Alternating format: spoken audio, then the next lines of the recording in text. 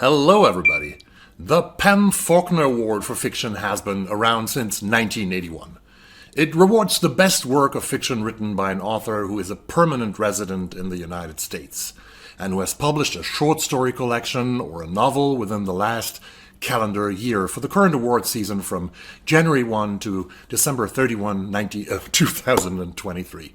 It was initiated in the early 1980s by a group of people around the author Mary Lee Saddle, who thought that the National Book Award was getting too commercial. And I can fully understand that.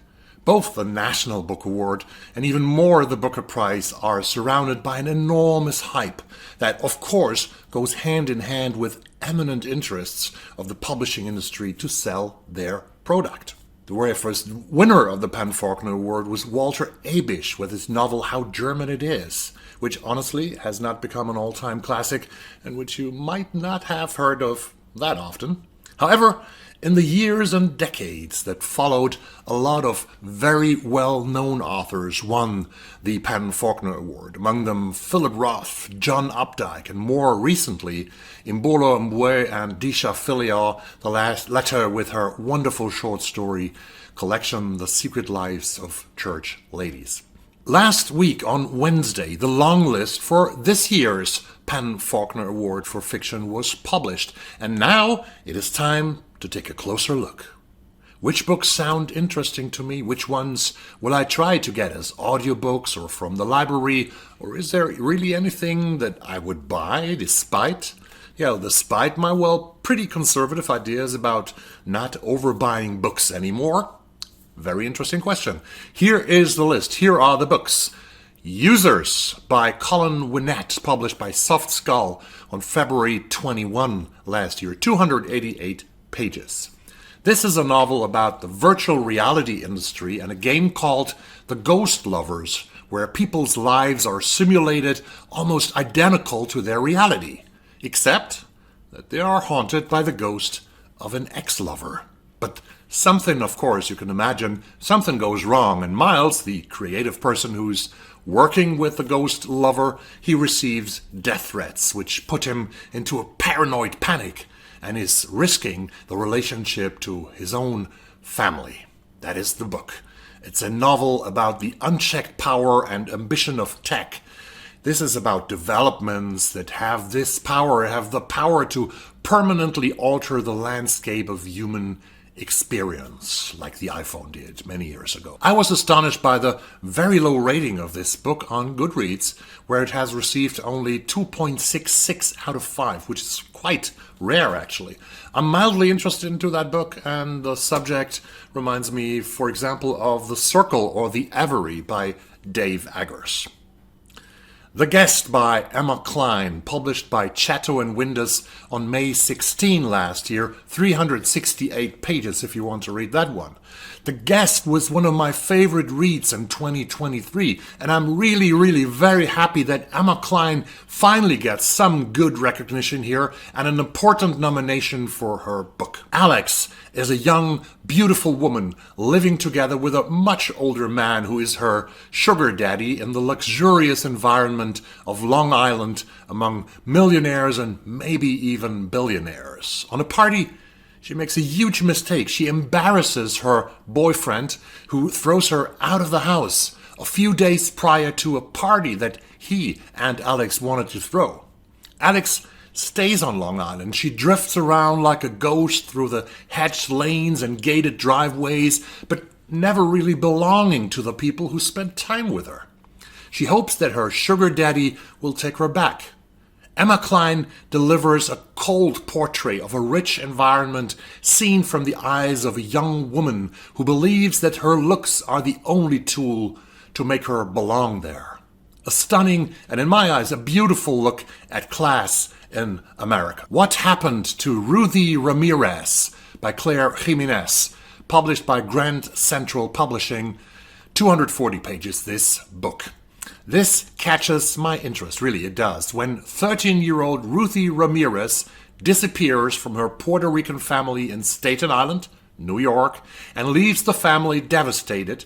Well, 12 years later, Ruthy's older sister Jessica watches a reality show named Catfight and instantly recognizes her missing sister as one of the participants. She looks a bit different, but it is the beauty mark under her left eye that convinces Jessica that Ruthy is back and that Ruthy is actually alive. Will the Ramirez family reunite with her forlorn child and sister? That is the big question of that book. The fourth book on the list, on the long list of the Faulkner Award, is Witness, stories by Jamel Brinkley, published by Farrar, Straus and Giroux, with 240 pages. 10 short stories, each set in contemporary New York City, the third book actually in New York already, with a wide range of characters from children to grandmothers to ghosts. Portraits of families and of friendships that are lost and found, the paradox of intimacy, the long shadow of grief and the meaning of home. The publisher says about the book that Jamel Brinkley offers nothing less than the full scope of life and death and change in the great unending drama of the city. 3 books about New York and 3 books from Farrar, Straus and Giroux. And the next one is Biography of X by Catherine Lacey, published by Farrar, Straus and Giroux on March 21, 416 pages. X is an iconoclastic artist. She was a writer and polarizing shapeshifter. She falls dead in her office. Her widow, CM, is determined to write a book about her wife, about the person she lost, the woman she has deified but actually didn't know that much about, it turns out. The book spans over decades, from Europe to the ruins of America's divided territories, and through her collaborations and feuds with everyone from David Bowie and Tom Waits to Susan Sontag and Acker. Catherine Lacey blends non-fiction and fiction. She creates a roaring epic that plumbs the depths of grief, art, and love. Well, that sounds great. Absolution by Alice McDermott, published by Farrar, Straus and Giroux on October 31 last year. 324 pages has this novel. In Saigon, Vietnam in 1963, we meet 2 American women, Tricia and Charlene. And what about them? 60 years later, Charlene's daughter reaches out to Tricia, now widowed, and she's living in Washington, D.C. As the two relive their shared experience in Saigon, they are forced to come to terms with the ways that their own lives have been shaped and stunted by Charlene's pursuit of inconsequential good. Alice McDermott's novel has been linked to Graham Greene's The Quiet American that I have recently read and reviewed here on my channel. So yes, I am interested in that novel. Open Throat by Henry Hoke, published by MCD on June 6, 2023, 176 pages. A novel about a queer and dangerously hungry mountain lion who lives in the drought-devastated land under the Hollywood sign. That is so interesting, isn't it? A book about the cruel inequalities of Los Angeles and the toll of climate grief while scrambling to avoid earthquakes, floods, and the noise of their own conflicted psyche.